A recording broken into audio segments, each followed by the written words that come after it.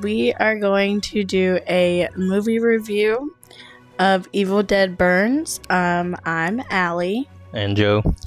And we're here to bring you some insight on this movie. So basically the synopsis for this film is a grieving widow, Alice, she finds solace in an old mansion that was owned by her in-laws' family, and basically a lot of things go down as they do in every Evil Dead movie.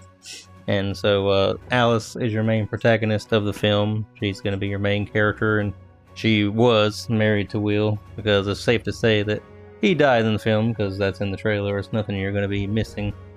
No new information. So it's not a spoiler. Yeah, and then you have the character Joseph, who is Will's brother, and not really the greatest guy around. So if you've seen the movie Obsession and you kind of think that Bear is a bad guy and kind of a little bit of a wuss and not a great person overall, then wait till you see Joseph. He's kind of in that same ballpark. Yeah, just not as bad, but yeah, would definitely be in the same category. And then you have Joseph's girlfriend, Thea. She's going to be one of your main characters as well, as far as some crazy things happening. Yeah, if you've seen the trailer, you've already pretty much seen... I mean, she turns into a deadite. I mean, but that's not a spoiler. That's in the trailer. Correct. And then you have Susan, who is Will and Joseph's mom. She's not really the nicest person to Alice at all. Pretty much a cold mother-in-law that blames you for your husband, her son's death. Right. And then you have Edgar, who is the father of Will and Joseph, and he's not a great guy either. So the more you honestly find out about this family throughout the movie, you realize they're not really great people. Like, you definitely feel for Alice in this movie, and just the predicament that she's in. Yeah, you kind of have to, if you ever had any problems in real life with your in-laws or whatever, then imagine being trapped in an old mansion with them and a bunch of crazy things are happening because someone in the film decided to read from the Necronomicon. Which, in every movie that you see that is Evil Dead, someone has to either listen to the Necronomicon or read from the Necronomicon. And I would say that compared to Evil Dead Rise, I would give it like an 8.5 out of a 10. Yes, I'll give my rating, but first of all, I'm going to move on to the final character, who I think is honestly my favorite in the film, because she was the comedic relief, was Polly. That's the grandmother to Joseph and Will. And there's some pretty funny scenes that she is in, and that makes her my favorite because, with any Evil Dead franchise, it's nice to have a little comedy mixed in. Because the last few entries in the series have been kind of serious, not a lot of comedy, which is fine. But, with Evil Dead, I kind of expect a little bit of campy comedy mixed in. Based off especially of the original ones, if you're a fan of the Bruce Campbell original ones, you know what I mean. Well, I should say Sam Raimi's the director, but Bruce Campbell played Ash, so if you're a fan of those films, you know what I mean. You want a little of that campy 80s comedy mixed in with your horror. Right. So you get a couple of those scenes in there with the grandmother Polly. It'll definitely make you laugh after you've seen some scenes where you're like, what just happened? You're going to see like her make something a funny remark or something that's going to make you laugh. So overall, I give this film a 7 out of 10. So it was, I'd say, a pretty good movie. It's nothing bad or anything wrong with it, but compared to, I guess, Rise would technically be the first film in this trilogy that they're coming up with. I would say I liked Rise better. The 2013 remake was pretty good also. There's supposed to be a third one coming out. I think it's Evil Dead Wrath in 2028. That'll be, I guess, the third and final film in the trilogy, so can't wait for that one either. Yeah, because you definitely need to make sure to watch Rise before you see Burn. There's some bits and pieces from that first one that then tie into this next one. Yeah, you definitely want to make sure too. Don't leave the theater when the film ends, because there's going to be the mid-credit scene and post-credit scene, and then your ending post-credit scene that's kind of lead into the next film that they're going to be making, and you may see some faces from older films pop up that are going to surprise you, kind of lead you into things to come.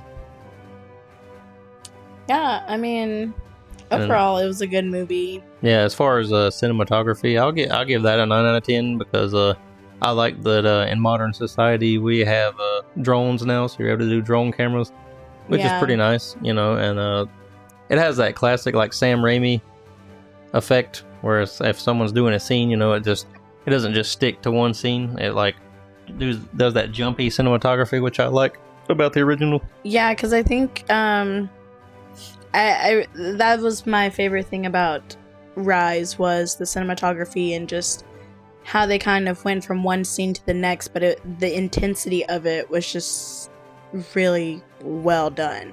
So I think comparing that one to this one, I would say it was about the same.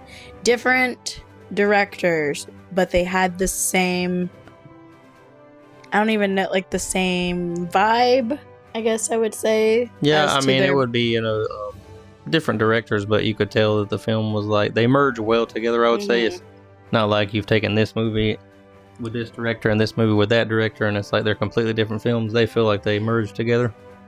Yeah. Because in the intro in the film, you're going to see that familiar lake scene from Rise.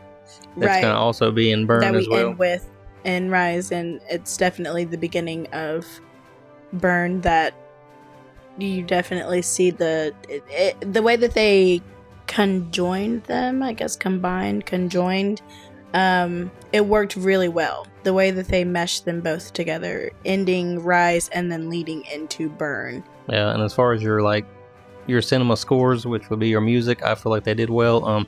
Evil Dead films aren't ones for just taking like bands or musicians or singers or anything. They have their own original scores, which I like when they have a good composer to come up with a score, and this one had a pretty good one as well.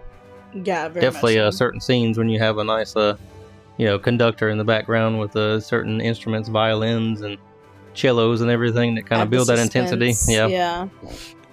Because I don't think there was as many necessarily jump scares. Yeah, and that's what I like about these films is it doesn't rely on jump scares. It just relies on, I guess, the intensity of the violence. You could say the gore. Yeah, it's very much like a Terrifier or a Rob Zombie film where it's like it relies a lot on gore, which is fine because there are certain films like your Conjuring franchise and things that rely on jump scares, which those are good in their own right. But with Evil Dead, you kind of want the goriness, but like I say, you also want the campy comedy as well. Right. So yeah, I mean, if you haven't seen Evil Dead Burn, definitely go out and see it. It came out today. If you're into horror movies, I will say viewer discretion advised for those animal lovers, because we definitely get a scene that's not too pet friendly.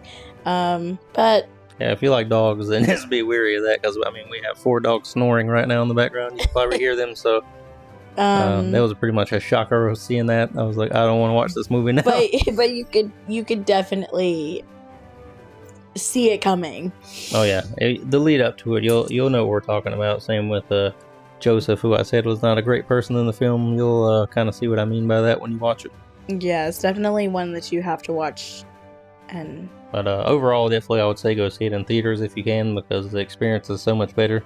But pretty good year for horror movies so far in 2026. It looks like there's going to be a lot more to come, so I would say going back to the cinema is definitely in, which we've never left. It's just certain years you have certain movies that this just doesn't interest me to see in the theater, but this year it's like there's so many good back-to-back horror films that have came out. It's like I can't wait to go see that one. So this is kind of a new segment that we plan to do, as we want to do that with new movies, old movies, maybe movies that no one's ever heard of. We probably have never heard of.